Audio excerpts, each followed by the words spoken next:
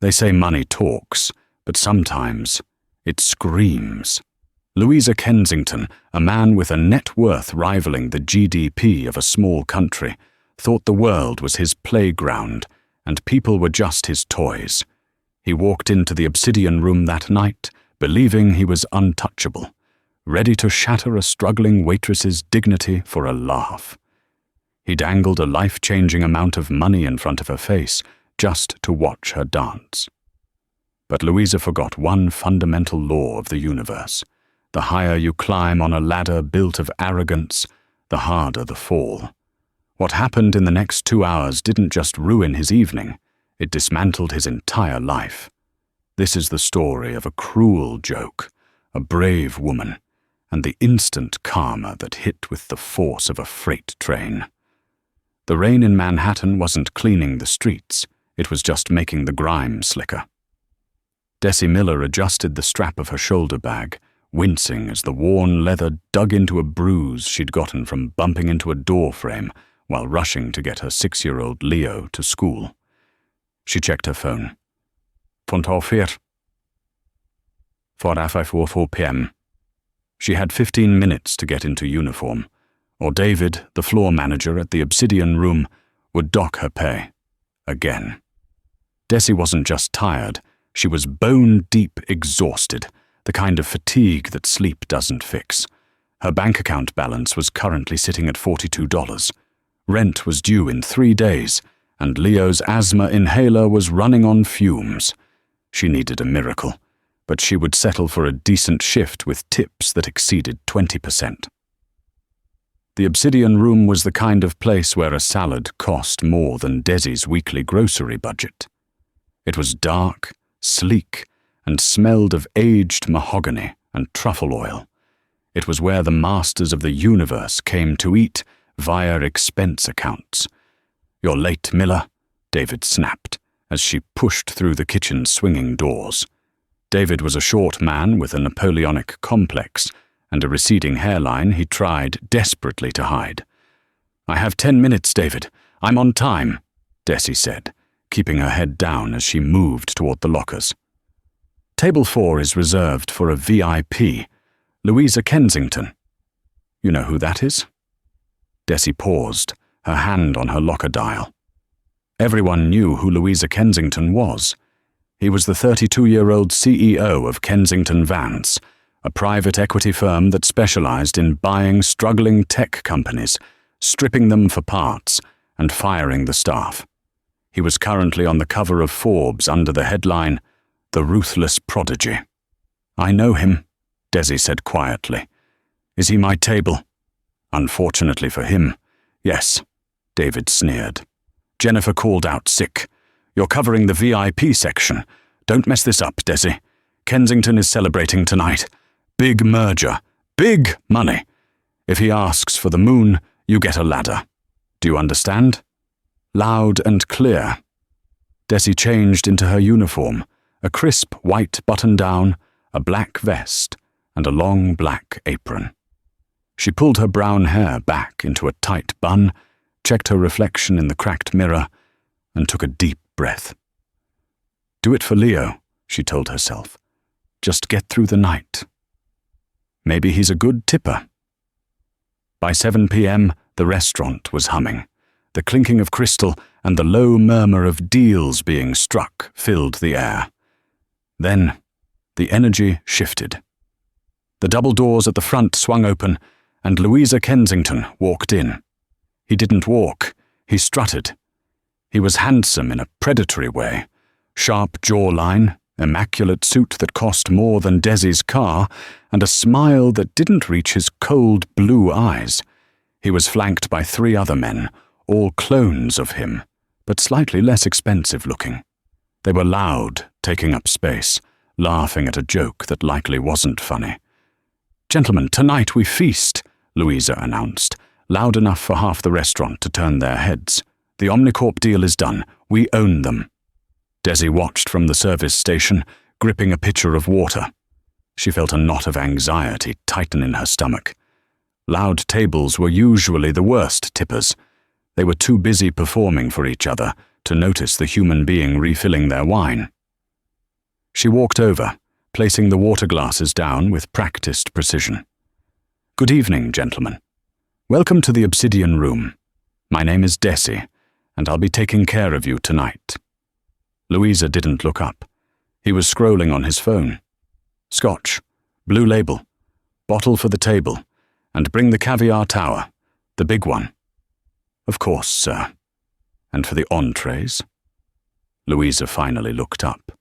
He scanned Desi up and down, his eyes lingering on her face, then her name tag, then her worn shoes. It wasn't a look of attraction. It was the look a biologist gives a bug under a microscope. "We aren't ready to order food, Desi," he said, dragging out her name mockingly. "We need hydration first. Chop chop." His friends snickered. One of them, a guy named Greg who wore a heavy gold watch, leaned in. "Artie, go easy on the help. She looks like she's about to pass out."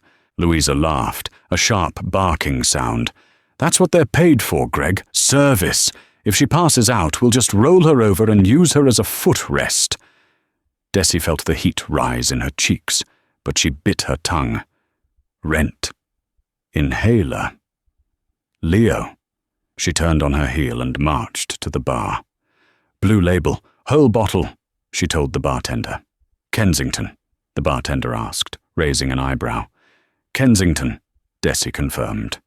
"Good luck," he muttered, handing her the heavy crystal bottle. "He tipped the valet with a half-eaten sandwich last week." Desi's heart sank. She carried the bottle back to the table, her hands trembling slightly. As she poured the amber liquid into Louisa's glass, he suddenly jerked his arm to emphasize a point he was making to Greg. The movement knocked Desi's hand. A splash of expensive scotch landed on the sleeve of Louisa's $5,000 suit. The table went silent. Desi froze. "Sir, I am so—" "You clumsy cow," Louisa roared, jumping up. The entire restaurant went quiet. "Do you have any idea what this fabric is? This is vicuña wool. It's worth more than your life." I'll get a cloth, sir. I'm so sorry. You moved your arm and—" "I moved my arm. You're blaming me?" Louisa stepped closer, invading her personal space. He smelled of expensive cologne and arrogance. "This is incompetence, pure and simple." David, the manager, appeared instantly, sweating.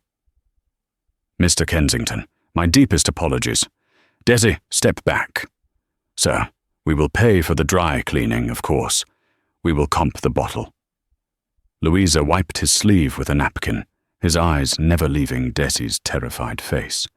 He saw the fear there, and suddenly a smile crept onto his face. It wasn't a nice smile. It was the smile of a cat that had just cornered a mouse and decided to play before the kill. "No, no," Louisa said, his voice dropping to a smooth, dangerous purr. "Don't fire her, David. Everyone makes mistakes. In fact, I think Desi and I are going to get along just fine. I have a proposition for her." He sat back down, spreading his arms. "Desi, pour the rest of the drinks, and don't spill a drop. The night is just getting started." Desi wanted to run. Every instinct in her body was screaming at her to throw her apron on the floor and walk out the door. But the image of the eviction notice taped to her apartment door flashed in her mind. It was bright orange. You couldn't miss it. If she lost this job, she wouldn't just be broke, she'd be homeless. She steadied her breathing. "Yes, sir." She finished pouring the drinks with surgical precision, despite her shaking hands. Louisa watched her every move, his eyes gleaming with amusement. "See?" Louisa said to the table, raising his glass. "She can learn. It just takes a little motivation." For the next hour, Louisa and his entourage treated Desi like their personal court jester. They ordered complicated items not on the menu. They sent back the caviar because it was too cold. They made her recite the specials 3 times, interrupting her midway through each time to tell a loud, obscene joke. Through it all, Desi kept her mask on. She was polite. She was efficient. She was invisible. But Louisa didn't want invisible. He wanted a reaction. Around 8:30 p.m., the restaurant began to fill up completely. At the table directly adjacent to Kensington's, a solitary figure was seated. He was an older man, perhaps in his late 60s, wearing a tweed jacket that looked like it had seen better decades. He had a shock of white hair and thick-rimmed glasses, and he was reading a paperback novel while nursing a single glass of Merlot. Louisa had glanced at the old man once, dismissed him as a nobody, and went back to holding court. "So," Louisa said, his voice booming as he leaned back, loosening his tie, "the Omnicorp deal puts us in the billiards, boys. But you know what the problem is? Boredom. Making money is too easy." "First world problems, Artie," Greg laughed. "I'm serious," Louisa said. He turned his gaze back to Desi, who was clearing their appetizer plates. "Desi, how much do you make here? A night?" Desi paused, clutching a stack of dirty plates. I do okay, sir." "Okay? What's okay? 200? 300? Louisa scoffed. "I spend that on socks." He reached into his inner suit pocket and pulled out a checkbook. He slapped it onto the table. The leather sound was sharp. "I'm feeling generous tonight, Desi. I'm celebrating, and I feel bad about yelling at you earlier. I want to make it up to you." Desi looked at the checkbook, then at Louisa. "That's not necessary, sir. The service charge is included in the bill." "Boring!" Louisa yelled. "I'm talking about a tip, Desi. A real tip. A life-changing tip." He uncapped a gold fountain pen. "What would change your life right now? 5,000? 10,000? The restaurant was loud, but around their table, a bubble of silence formed. The guests at nearby tables were glancing over, sensing the tension. The old man in the tweed jacket turned a page of his book, but his eyes didn't move across the text. He was listening. "Sir, I can't ask for $20,000, Louisa said, writing the number in the air. $20,000. Do you know what you could do with that? Pay off your student loans. Buy a car that starts? Fix your teeth?" Desi involuntarily touched her mouth. She had a chipped molar she couldn't afford to fix. It throbbed when she drank cold water. How did he know? Or was he just guessing, profiling her poverty? $20,000, Desi whispered. It was more money than she made in 6 months. It would pay the rent for a year. It would buy Leo's meds. It would buy freedom. "I'll write this check right now," Louisa said, hovering the pen over the paper. "Make it out to cash." "But—" He paused, a wicked grin stretching across his face. "You have to earn it. The service has been adequate. But for a tip like this, I need entertainment." "Entertainment?" Desi asked, her stomach churning. "We're bored, Desi," Louisa said, gesturing to his friends. "So here is the deal. I write this check for 20,000.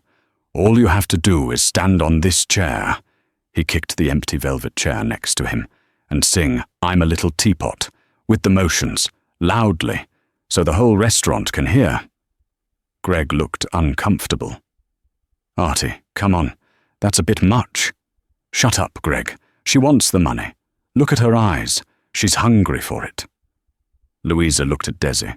"Well, is your dignity worth 20 grand, or are you too proud to feed your family?" The cruelty of it struck Desi like a physical blow. He wasn't just offering money, he was buying her humiliation. He wanted to prove that everyone had a price, that he could make a human being dance like a monkey just because he held the purse strings. The room felt like it was spinning. Desi looked at the other diners. Some were looking away, embarrassed. Others were watching with morbid curiosity. She looked at the checkbook. Leo coughing at night. The eviction notice. The empty refrigerator. She looked at Louisa's smug face. "One song," Louisa said softly. 2 minutes of embarrassment for a year of security. It's a business transaction, Desi. Are you a businesswoman? Desi set the dirty plates down on the service tray with a heavy clatter. Her hands were shaking violently now. She felt tears pricking the corners of her eyes, hot and stinging. If I do it, Desi's voice trembled. You promise? You promise you'll give me the check? I am a man of my word, Louisa said, placing his hand over his heart, mockingly. A gentleman's agreement. 20,000. As soon as the song is done. Desi looked at the chair. It looked like a scaffold. Okay, she whispered. I can't hear you. Louisa cupped his ear. Okay, she said louder. I'll do it. Excellent. Louisa clapped his hands. He pulled out his phone and started recording. Go ahead. The stage is yours. Desi stepped toward the chair. Her legs felt like lead. She climbed up, her non-slip shoes sinking into the velvet. She stood above the restaurant. Every eye turned to her. The clinking of silverware stopped. The conversation died. She was on display, an exhibit of desperation. She took a breath, closed her eyes, and thought of Leo. I'm a little teapot, short and stout, she sang. Her voice cracked. Louder, Louisa shouted, filming her. Put some soul into it. Desi forced herself to do the motions, hand on hip, hand in the air. Tears were streaming down her face now, hot tracks of shame. Here is my handle, here is my spout. She was sobbing as she sang, but she didn't stop. She couldn't stop. The promise of that check was the only thing keeping her upright. When I get all steamed up, hear me shout, tip me over and pour me out. She finished. The restaurant was dead silent. It wasn't a respectful silence. It was a horrified one. Desi stood on the chair, wiping her eyes, waiting for the nightmare to end. She looked down at Louisa. I did it, she choked out. Please, the check. Louisa stopped recording. He looked at the video on his phone, chuckled, and then looked up at Desi. His expression changed. The playfulness was gone, replaced by a cold, hard sneer. You actually did it, he said, shaking his head. Wow, I didn't think you'd stoop that low. He picked up the checkbook. He ripped the check out. Desi's heart soared for a millisecond. Then Louisa crumbled the check into a ball. He dropped it into his half-empty glass of scotch. Oops, he said. Desi stared at the dissolving paper. You promised. I lied, Louisa said, his voice flat. Consider this a lesson in economics, Desi. Never trust a hedge fund manager. And honestly, you have zero self-respect. It was pathetic watching you up there.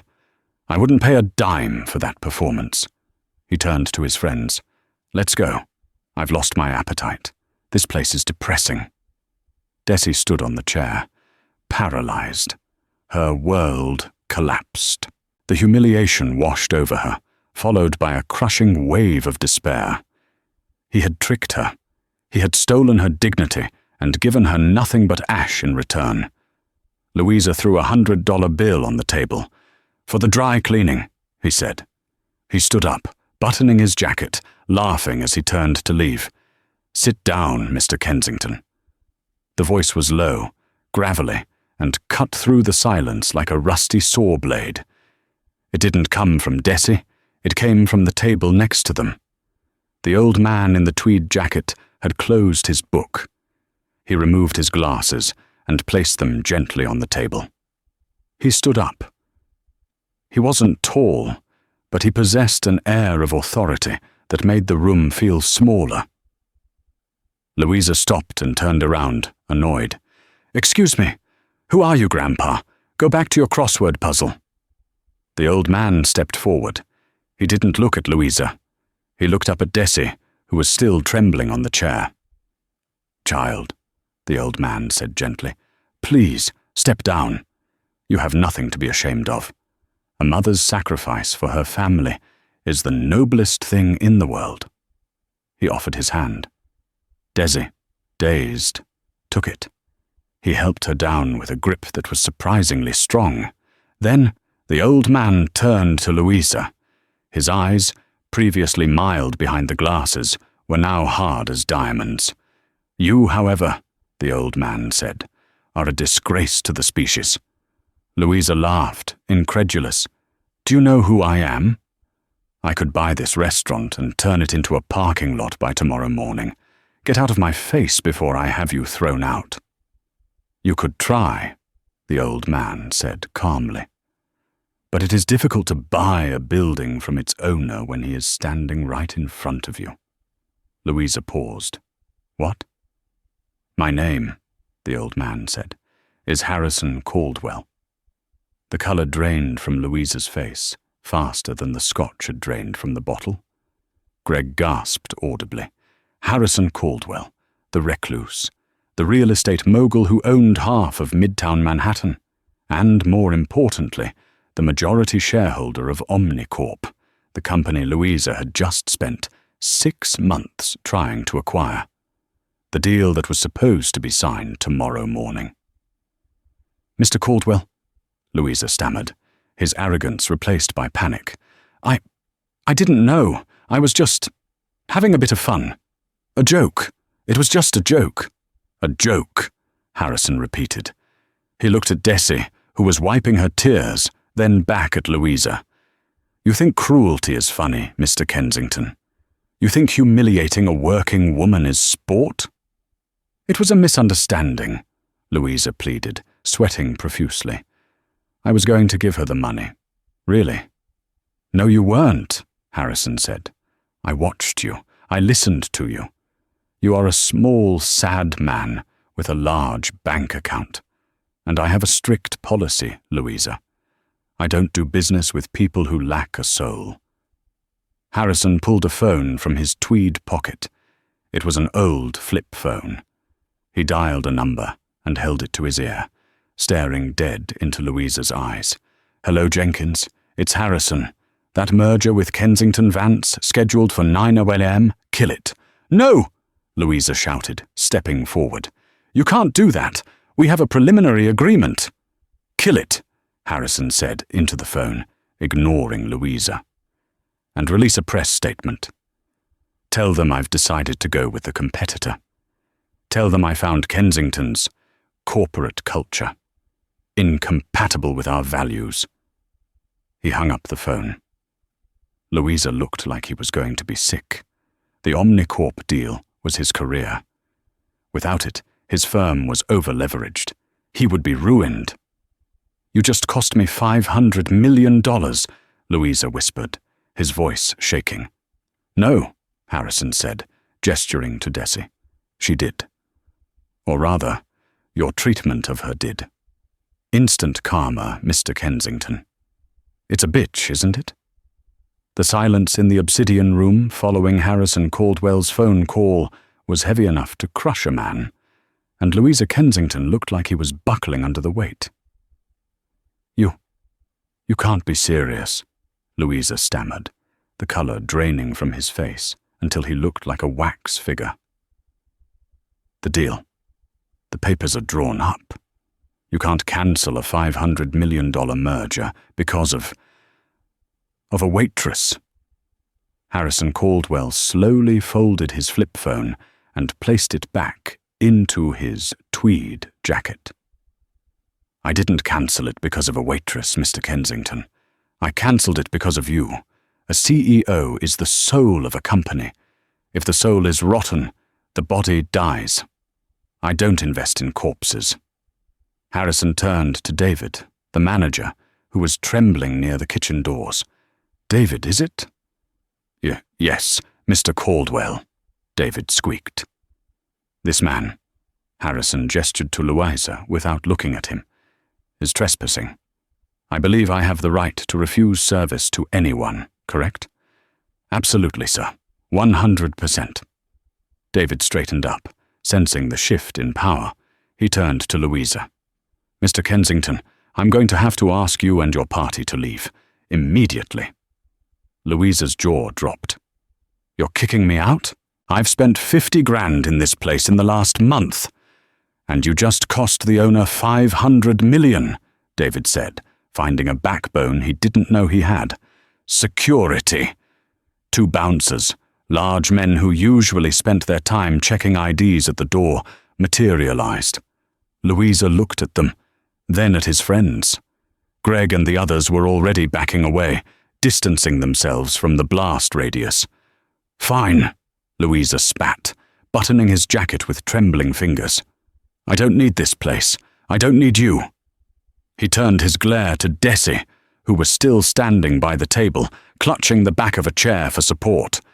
And you're nothing. You hear me? You're trash. You think this helps you? You just made a powerful enemy. Get him out, Harrison said, his voice dropping an octave. The bouncers grabbed Louisa by the arms. He struggled for a second, shouting obscenities, before being forcibly marched out the front door into the rainy Manhattan night. His friends followed sheepishly, not making eye contact with anyone.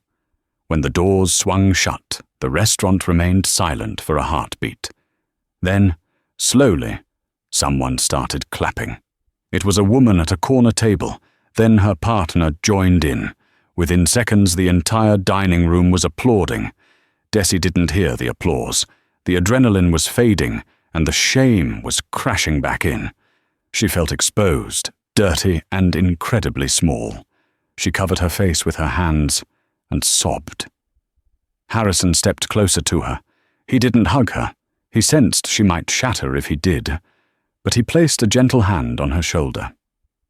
"Come with me," he said softly. He led her away from the staring eyes, past the kitchen, and into the manager's private office. He motioned for her to sit on the leather sofa. David rushed in with a glass of water and a box of tissues. "I'm so sorry, Desi," David said, looking genuinely ashamed. "I shouldn't have let him treat you like that.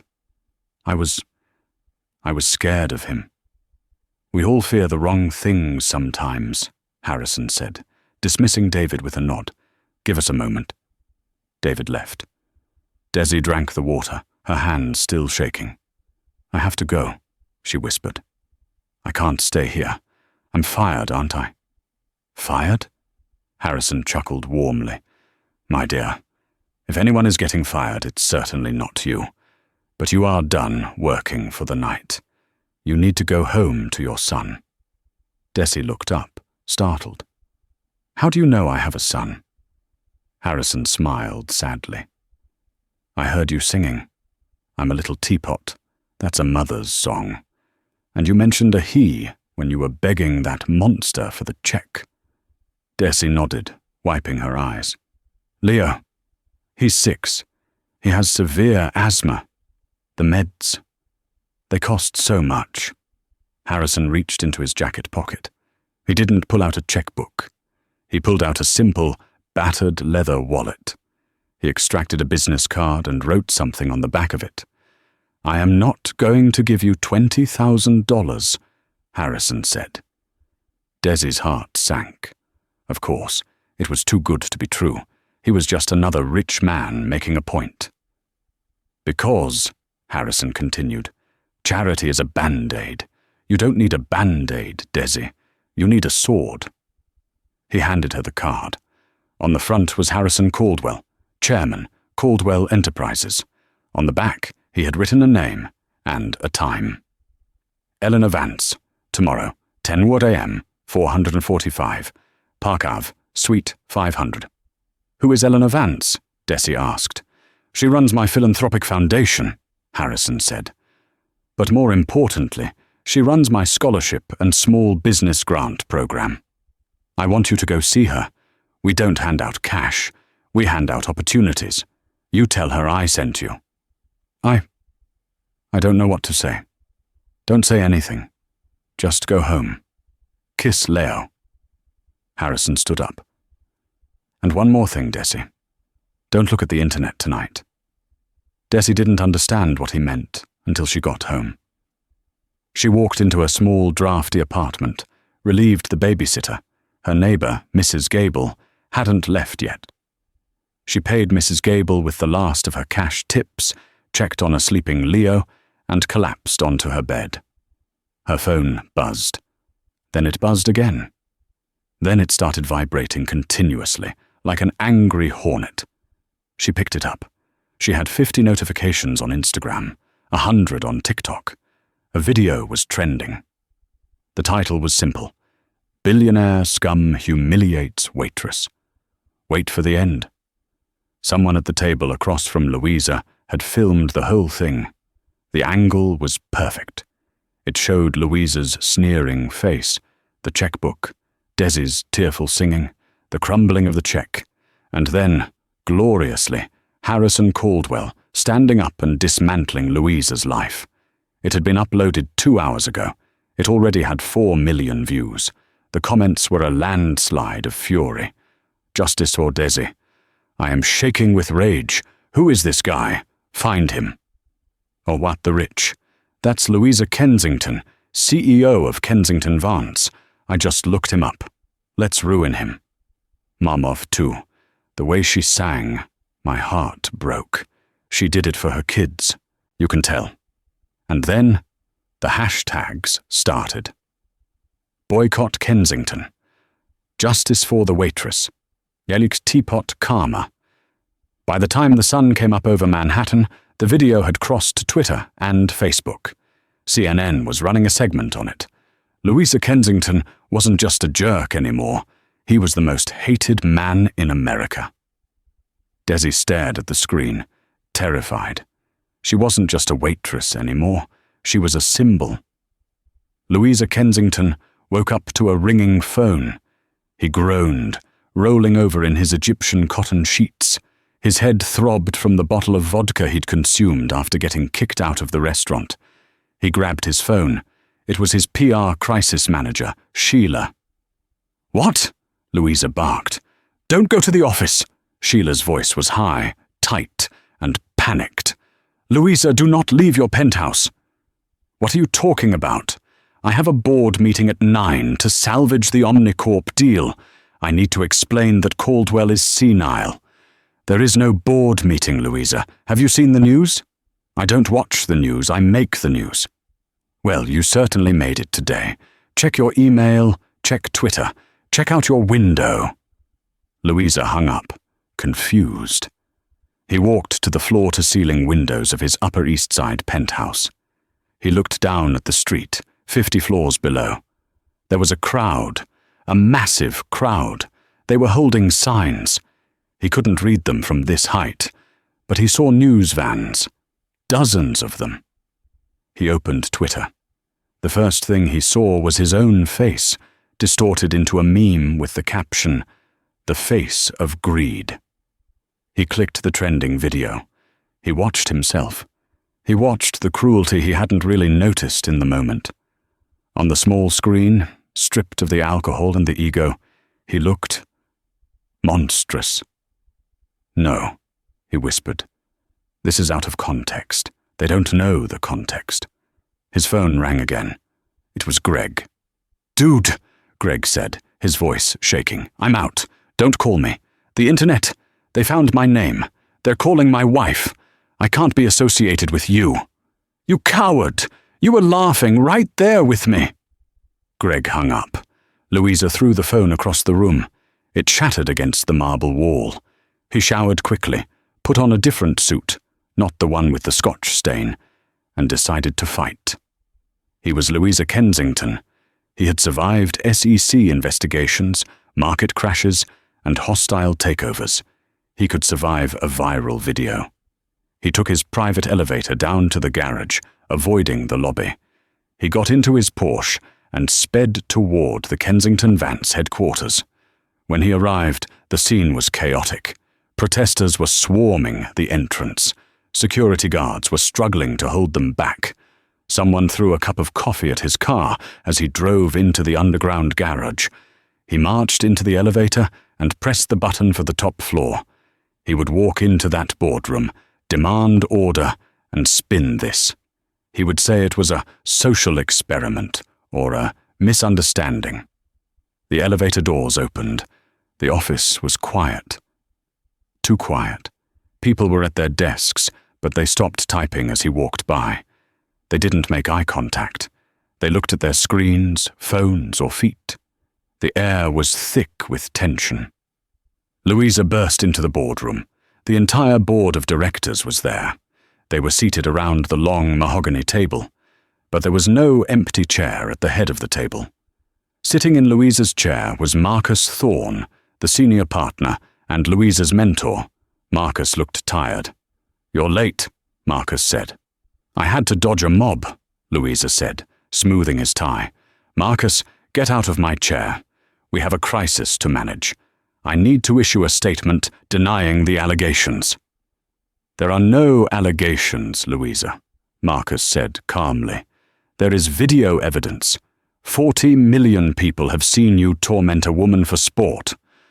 "It was a joke, and Caldwell, he's overreacting. I can fix the Omnicorp deal. I just need to get him in a room." "Caldwell called me personally at 6 a.m., Marcus interrupted. "He told me that if you remain an employee of this firm by noon, he will use his influence to blacklist every company in our portfolio. He will bleed us dry, Louisa." Louisa froze. "He can't do that. He is Harrison Caldwell. He can do whatever he wants. And frankly, after seeing that video, I agree with him." Marcus slid a folder across the table. "This is your separation agreement." "Separation?" Louisa laughed nervously. "You can't fire me. I built this firm's tech division. I own 20% of the stock." "Read the morality clause in your contract," a board member named Julia said icily. "Conduct detrimental to the reputation of the firm. You breached it, egregiously. We are terminating you for cause." "For cause?" Louisa screamed. "That means no severance?" "No severance," Marcus confirmed. "And regarding your stock, we are triggering the forced buyback clause. Since you are being terminated for cause, the valuation is set at the book value from the previous quarter." "But the stock has tripled since then," Louisa yelled, slamming his hands on the table. "You're stealing millions from me." "You cost us hundreds of millions this morning," Marcus said, his voice rising for the first time. "Our stock is down 14% in pre-market trading. Clients are calling to pull their funds. You are radioactive, Louisa. Sign the papers and get out." Louisa looked around the room. He saw no allies, only disgust. "I won't sign," Louisa hissed. "I'll sue you. I'll sue all of you." "Go ahead," Marcus said. "But do it from outside the building. Security." For the second time in 12 hours, Louisa was escorted out by security. This time, he was carrying a cardboard box with a stapler and a photo of himself. He walked out the front door of the building he used to rule. The mob was still there. They saw him. The shouting intensified. "Shame! Shame! Shame!" Louisa pushed through the crowd, shielding his face. He got to his car. He needed to go home. He needed to think. He started the engine. His phone, his backup burner phone he kept in the glove box, rang. It was his broker. "Mr. Kensington," the broker said, sounding breathless. "I've been trying to reach you. The market reaction. Kensington Vance stock is tanking. The collateral on your margin loans. The value has dropped below the threshold." "So, I'll transfer cash," Louisa snapped, peeling out of the garage. "We tried to access your accounts," the broker said. "But the bank has frozen your liquid assets pending an investigation into... Well, there are rumors of an SEC probe regarding the Omnicorp insider trading. Someone tipped them off this morning." Louisa's blood ran cold. "Who tipped them off?" "I don't know, but they've frozen everything, Louisa. And the margin call is due immediately. We have to liquidate your portfolio to cover the loans." "You can't sell my positions. The market is down. I'll lose everything." "It's automatic, Louisa. I'm sorry, it's already happening." Louisa dropped the phone. He pulled the Porsche over to the curb, narrowly missing a fire hydrant. He sat there, gripping the leather steering wheel. Yesterday, he was worth $80 million. He had lost his job. He had lost his reputation. And now, as the algorithm sold off his assets at rock-bottom prices to cover his debts, he was losing his fortune. He looked out the window. A bus drove by. On the side of the bus was an ad for the Obsidian Room. He screamed, a primal, raw scream of a man who had everything and threw it away for a laugh. 3 days later, the rain had cleared, leaving Manhattan scrubbed, clean and bright. Desi stood outside 445 Park Avenue. It was a glass tower that seemed to touch the clouds. She smoothed her skirt. It was the best one she owned, a navy blue pencil skirt she'd bought at a thrift store for job interviews that never went anywhere. She was terrified. The last few days had been a blur. Reporters had camped outside her apartment. Strangers had tried to send her money via Venmo. She hadn't accepted it, unsure if it was a scam. She had kept Leo home from school to protect him. She walked into the lobby. It smelled of lilies and money.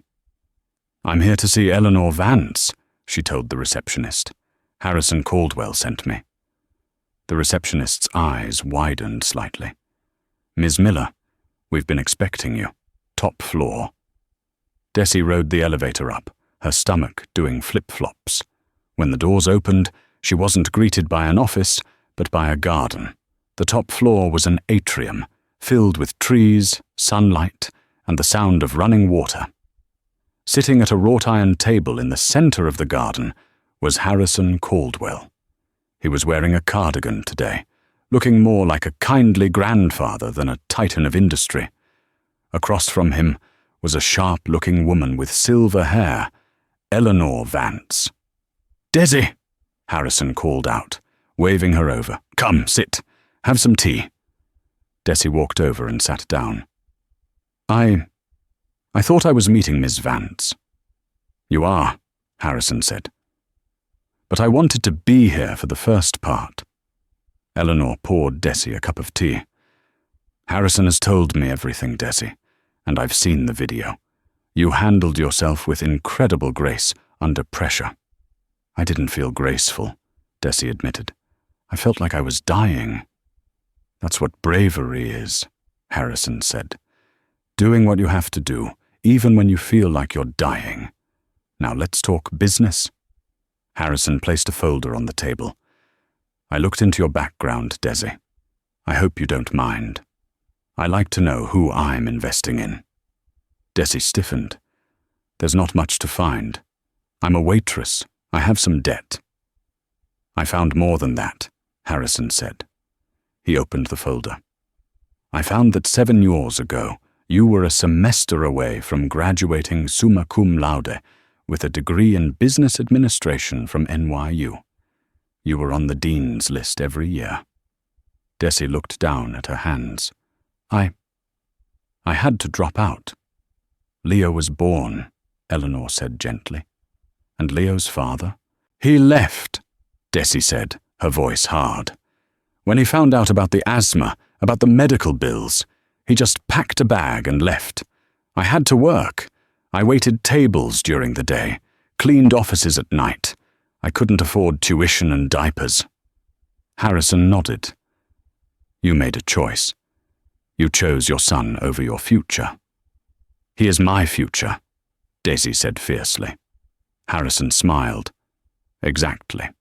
That is the kind of character you cannot teach in business school. Louisa Kensington has an MBA from Wharton, and he is a fool. You have a half-finished degree and a tray, and you have more integrity in your little finger than he has in his whole body." Harrison pushed the folder toward her. "Inside this folder," Harrison said, "is a check for $50,000. Desi gasped. "Mr. Caldwell, I can't—" "Quiet," Harrison scolded gently. "It is not a gift. It is a grant, from the Caldwell Foundation. It is to cover Leo's medical bills for the next 2 years and to pay off your outstanding student loans." "But why?" Tears welled in Desi's eyes. "There is a second document in there," Eleanor added. It's an employment contract. Desi opened the folder. She stared at the paper. Position: Junior Operations Manager, Caldwell Enterprises. Starting salary, $85,000 plus benefits. We have a program for people who had to pause their education due to hardship, Harrison explained. We pay for you to finish your degree at night. During the day, you work for Eleanor. You learn the ropes. You help us find other people like you, people who just need a break. Desi stared at the numbers. It was a lifeline. No, it was a rocket ship. I don't know if I can do it, Desi whispered. I've been waiting tables for 7 years. I'm rusty. You managed a budget of $0 to keep a child alive and happy, Harrison said intensely. You managed time, you managed stress, and you managed difficult customers like Louisa. Operations will be a walk in the park for you. Desi looked at Harrison, then at Eleanor. She thought of the eviction notice she had torn up this morning. She thought of Leo. She picked up the pen. Thank you, she said. I won't let you down. I know, Harrison said. Now drink your tea. We have a lot of work to do. As Desi signed the contract, Harrison leaned back. There is one more twist to this story, Desi. A reason why I was at the restaurant that night. Why I was watching you specifically. Desi paused. You were watching me? I knew your father, Harrison said softly. The pen dropped from Desi's hand. My dad? But he was just a janitor. He died 10 years ago. He was the head custodian at the Caldwell building for 30 years, Harrison said. Frank Miller. He was the first person to arrive in the morning and the last to leave. He made the best coffee, and he talked about you every single day. My Desi is going to be a CEO someday, he used to tell me. Harrison's eyes misted over. When he got sick, I tried to help, but he was proud. He didn't want charity. After he passed, I lost track of you. I didn't know where you went, until last week. What happened last week? Desi asked. I saw a name on the payroll of the Obsidian Room. My lawyers reviewed the books of all my tenants. Desi Miller. I wondered if it was Frank's Desi, so I came to see. Harrison reached across the table and patted her hand. I sat there, and I watched you work, and I saw Frank in you. The hard work, the pride, and when Louisa tried to break you, I saw Frank's fire. Desi was openly weeping now. She felt a connection she thought she had lost when her father died. She wasn't alone. He would be so proud of you, Desi, Harrison said, and he would be happy to know that his old boss finally got off his rear end to help his daughter. Desi wiped her face, a smile breaking through the tears. He would probably tell you that you overpaid for the coffee. Harrison laughed, a deep belly laugh. He certainly would. He stood up. Welcome to the family, Desi. Now go home. Get some rest. Monday morning you're not wearing an apron. You're wearing a suit. The ballroom of the Grand Pierre Hotel was a blinding galaxy of crystal chandeliers and white roses. For the guests, it was a winter wonderland. For Louisa, it was a minefield. He was assigned to table 12, the VIP section near the stage. His supervisor, Marco, grabbed his arm before he went out. Don't mess this up, Kensington. These people donate more money in a night than you'll see in a lifetime. Louisa nodded behind his mask, his wrists aching from the heavy silver trays. He walked out, a ghost in a cheap tuxedo, invisible to the wealthy elite laughing over champagne. He approached table 12, bottle in hand, eyes lowered to the tablecloth. Harrison, you really must try the Pinot, a woman's voice said. It was clear, confident, and vaguely familiar. Louisa poured the wine for the elderly man, Harrison Caldwell. His heart hammered against his ribs. He recognized the tweed jacket, now replaced by a tuxedo, and the sharp eyes behind the glasses. Louisa prayed the mask and his unkempt beard would hide him.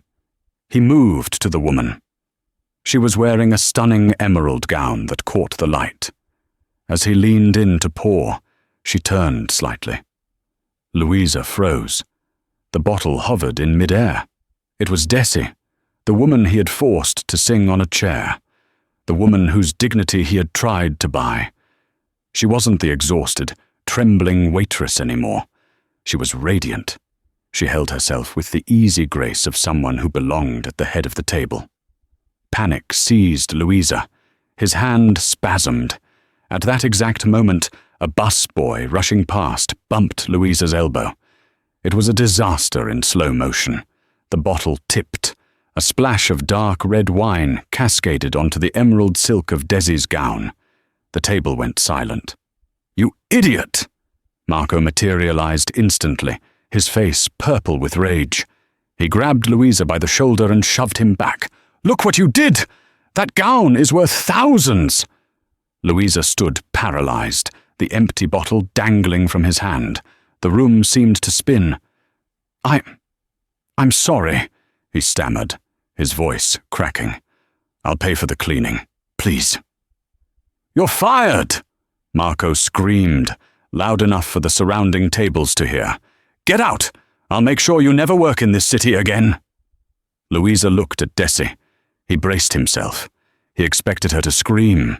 He expected her to demand he be thrown out, just as he had done to her over a spilled drop of scotch. He waited for the karma to finally crush him completely. Desi stood up. She dabbled the stain with her napkin, then looked up. Her eyes locked onto Louisa's terrified face. She paused, tilting her head. She saw the fear. She saw the poverty etched into his hollow cheeks. "Louisa," she whispered. Harrison looked up, adjusting his glasses. "Well, I'll be damned." Marco looked between them, confused. "You know this incompetent fool, Miss Miller?" Louisa closed his eyes. "I'm sorry, Desi," he rasped. "I have nothing. Please." Desi looked at the man who had once stood on top of the world and laughed at her misery. Now he was trembling over a laundry bill. The silence stretched. Then Desi spoke. Her voice was steel, but her eyes were soft. "He is not fired," she said firmly to Marco. Marco blinked. "But the dress?" "It was an accident. I saw he was bumped," Desi lied smoothly. "If you fire him, Marco, I will have to reconsider Caldwell Enterprises' contract with your agency." Marco paled instantly. "Of course, Miss Miller. Whatever you say." Desi turned back to Louisa. She reached into her purse. Louisa flinched, remembering the checkbook. But she pulled out a single $20 bill. "Your service has been excellent tonight," she said, placing the bill in his shaking hand. "You can keep the change." "Why?" Louisa whispered, tears cutting tracks through the dust on his face. "After what I did." Desi stepped closer, her voice low. "Because I remember what it feels like to be terrified of losing a job, Louisa. You wanted to make me small. I won't do the same to you." She sat back down and unfolded her napkin. "We're ready for the main course, whenever you are." Louisa stood there for a moment, clutching the $20, the first honest money he had ever truly earned.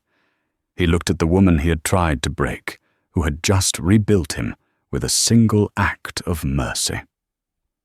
"Thank you," he mouthed. He turned and walked back to the kitchen, not as a billionaire, but as a man who finally understood the value of $1 and the price of dignity.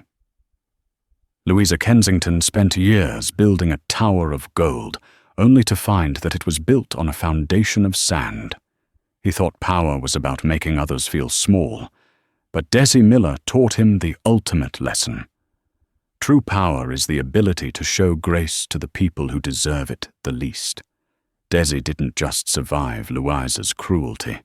She used it as fuel to rise. And in the end, when she held his fate in her hands, she didn't crush him. She didn't make him sing. She simply showed him the humanity he had forgotten existed. Karma isn't always about revenge. Sometimes the harshest punishment for a cruel man is to be shown the kindness he never gave to others. What would you have done if you were Desi? Would you have fired him, or would you have forgiven him? Let us know in the comments below. If this story moved you, please hit that like button. It really helps us share these stories with more people. Don't forget to subscribe and ring the notification bell so you never miss a story of justice, redemption, and the twists of fate that change lives forever. Thanks for watching, and remember, be kind. You never know who you might be serving tomorrow.